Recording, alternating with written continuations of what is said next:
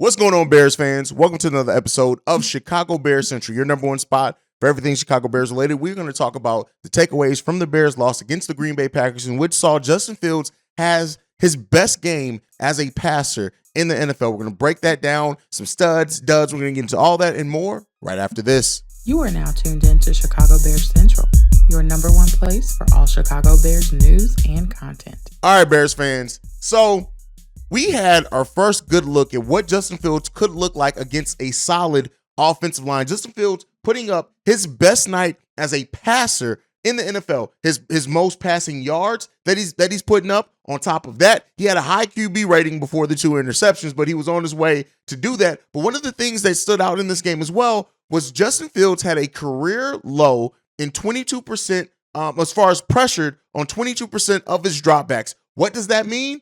That means that Alex Leatherwood being in there made a big difference for the Chicago Bears team. On top of that, it also means that we now can see at least a little bit of a glimpse of what Justin Fields does look like if he was going to have a solid offensive line in front of him. That's why going into this offseason, while the improvement on the defensive line, getting more weapons, getting more tools, it's all important for Justin Fields and the growth of this team. But just as important is what this Bears team does to improve that offensive line. We saw Justin Fields have one of his best, not one of, his best game as a passer in the NFL, passing for 254 yards passing on an 80% completion, and his highest yards per attempt with 10.2. This gave us a perfect glimpse of what Justin Fields can be as a passer. This is why we don't like when people try to pitch and hold Justin Fields into being a running quarterback, because Justin Fields can be a passer. He needs more time. He needs those things. Alex Leatherwood being inserted in there, playing more snaps, you see the difference right away of having a solid pass blocking offensive lineman in there to protect Justin Fields. Yes, he did end up getting sacked a couple of times, but it is what it is there. At the end of the day, it's this. The improving that offensive line has to be one of the first things that this team does in free agency. I would like to see them fill out the offensive line in free agency, go after your playmakers, go after the defensive line, do those type of things in the draft. But at the end of the day, it's this. They have to improve that offensive line. And if they do that, we're getting a glimpse of it. Justin Fields looked decisive out there, going down to the long ball with N'Keal Harry, several passes to Cole Kmet, spreading the love, getting a lot of receivers involved in that game to Justin Fields in there. And so with that being said, it's this, and I made a mistake. They actually did not give up any sacks in that game. I don't know why I thought he got sacked a couple of times. Nonetheless, maybe I'm just PTSD. I'm always used to Justin Fields getting sacked a couple of times. But when you look at it, we had 6 different receivers that caught the ball from Justin Fields. Equinami St. Brown, 3 receptions, 4 targets. Cole Kmet, 6 receptions, 7 targets. N'Keal Harry, he was 1 for 1 target, 1 reception. Chase Claypool, 5 receptions on 6 targets. Dante Pettis, 1 reception on 2 targets. And David Montgomery, 4 receptions on 5 targets. Highly efficient night, spreading that ball out in the passing game. And with what we know we can be rushing-wise, what we know Justin Fields can also do rushing-wise, that's going to be hugely important for the Chicago Bears team going forward. And it's good to get a glimpse of not only we've known what Justin Fields has done all season with his rushing and his feet. It was good to see him for once do it with his arms and that offensive line stand up and do some of the best protection we've seen for Justin Fields overall in this game. Now, again, Alex Leatherwood, to me, has earned that starting right tackle position, not just for the rest of this season, but for he needs to re-sign with the Chicago Bears. Alex Leatherwood could be a great building block for that offensive line. And we've seen it. This is the first time this offensive line did not let up any sacks for Justin Fields. And when you look at the way that Alex Leatherwood was able to own his assignment, it was said when the Bears signed Alex Leatherwood that they could have gotten a steal on the waiver wire, bringing him in. And because of that, he's going to be a huge asset for the Chicago Bears team. And I want to see them lock him in for a long time. I know it's a small sample size, but listen, he showed enough in there to where I say, hey, Alex Leatherwood needs to be on this offensive line. I want him protecting my quarterback, period, because it was night and day. It was considerably different. And I think that the fact that coincides with him being out there, you can't overlook that. Alex Leatherwood did his damn job. Now, other players that did surprise me in this game, period, were the young secondary. We came into this game missing so many members of our secondary, but we came in and saw them. They played pretty well in the passing defense.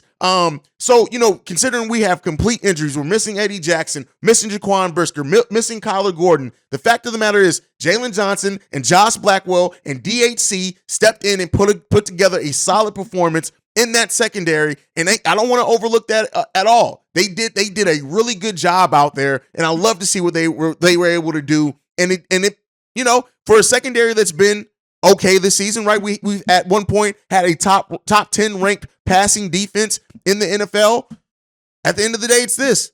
When you want to have depth out there in the secondary, that's what you're going to be able to throw in different looks. And right now we're seeing, at least for the rest of the season, we're going to get to take an extended look at these younger players and see how they fit in. And so, that's, again, something really good that I saw in this game. I like the way they worked Chase Claypool into there. I like the way that the fact that he was targeted a lot. N'Keal Harry with a big reception in this game, only targeted the one time. I want to see N'Keal Harry get more opportunities as we go forward to the rest of the season. Darnell Mooney's out, right? We know we're not getting Darnell Mooney back. This is some opportunity, especially while we're not slated to win a lot of games, to take a look at some of these other players to see if they do deserve a chance to crack this rotation and be on this roster heading into next season. And N'Keal Harry, hugely in that. Now, the fact that the Bears only have a bye week and what they're going to do with that bye week, I hope that they use that to work Chase Claypool a little bit more, just better utilize some of the weapons since we're missing so many players out there. So, it is what it is there. But that's kind of my thought. Hopefully they're looking to just improve the way that this offense rolls, since it seems like we're rolling with Justin Fields for the rest of the season, and I can't wait to see what he does. But it is what it is. Now, another thing that I took away from this game is that if the Bears defense, if they improve that defensive line, improve the pass rush, we can be looking at a completely different defense. We can go from being one of the top-ranked passing defenses to one of the overall top-ranked defenses in the NFL. And I want to see them continue to build that out. But listen, last good, right? Let me get one last good one in there before we get to the negative. Jack Sanborn is a playmaker. You can talk all day about Jack Sanborn's quickness, his speed, all of that. Jack Sanborn has been the biggest impact player since Roquan Smith and Robert Quinn left this team. He has to be, at least to me, he's earned at least a chance to be that long-term starter for the Chicago Bears. He is around every single ball. He nearly gets to the quarterback. That's where that speed comes in a little bit. But I do think with an improved defensive line, we'll be looking at a completely different Jack Sanborn as far as his ability to get to the quarterback and this team's ability to get to the quarterback overall. In his fifth start, since Jack Sanborn has become a starter, he leads the NFL in tackles.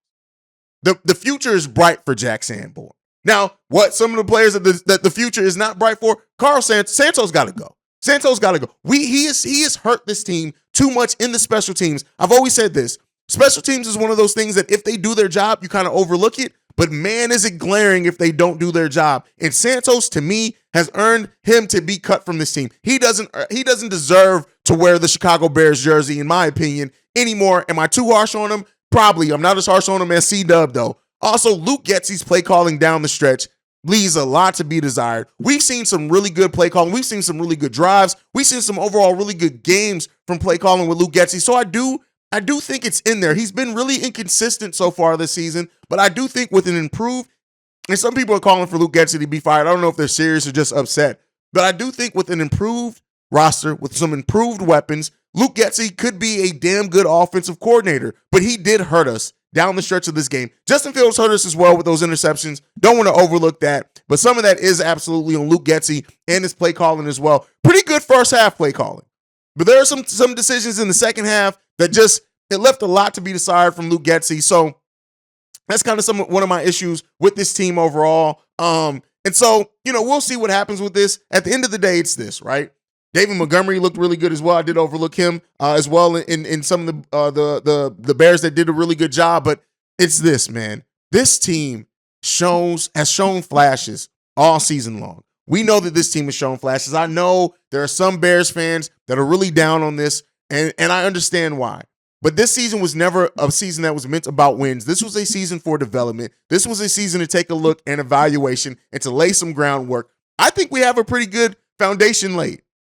We still have a lot of work to do to complete what this, hopefully this franchise looks like going forward for the next handful of years. And it's crazy that it all really hinges on what the Bears do with this offseason, between the free agency money that we have, between the draft picks that we have.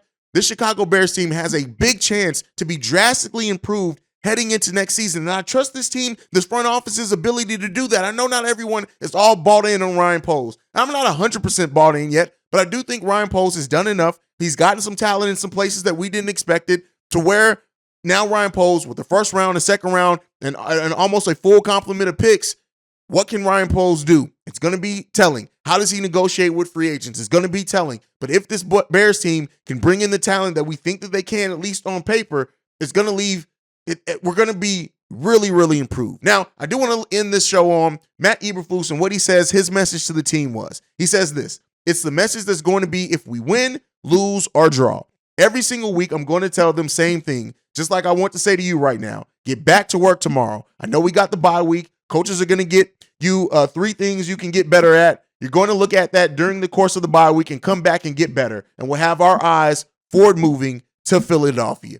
You can say what you want. Everything has not been all sunshine and rainbows in this first season under Matt Eberflus. Not saying that at all. But I do like Matt Eberflus overall, at least in this first year. Now, we've seen some other coaches in Bears history have really good first years that end up kind of being so-so. But as of right now, I'm really happy overall with the direction of the Chicago Bears. I like their ability and the chance that they have to really improve this team. We'll see if it comes to fruition for the Chicago Bears, but that's it for this daily episode on the Monday. Thank you guys so much for tuning in to the live call. C-Dub's been killing it. Thank you guys for tuning in to the daily episodes, and thank you for the growth of the channel. We are pushing, getting close to 4,000 overall subscribers within the first year of the channel. Is huge for what we've been able to do. As we continue to add content and things like that, let us know how you'd like to see the channel grow. What are some things that you would like to see be brought to this channel as well, especially as we're going to use the offseason. Like the Bears, we're going to use the offseason to continually improve what we do around here. Let me know all that down below, but otherwise, make sure you're following the show at Chi Bears Central. You can send us any feedback, questions, comments, concerns, chicagobearcentral@gmail.com. Lastly, if you want to leave us a text and our voicemail, the number to do so, 773-242-9336. We are the number one spot for everything Chicago Bears related because of you guys. And like I like to end every episode on, bear down. Love you guys, and peace, y'all. This has been a presentation of the Break Media.